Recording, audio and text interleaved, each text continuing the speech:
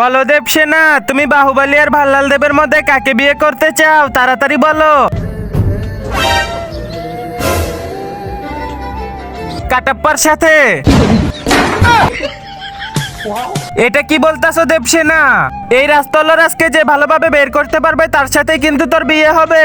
হালাল দেব, প্রথমে তুমি বের করো এই তলোয়ার।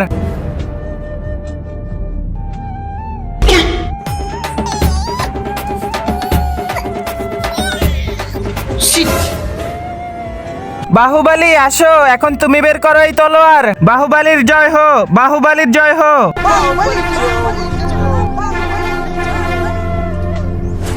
বন্ধুরা, তোমরা যদি এই ছবিটাকে সুন্দর মনে করে থাকো তাহলে ভিডিওতে লাইক করে চ্যানেলটিকে সাবস্ক্রাইব করে দাও।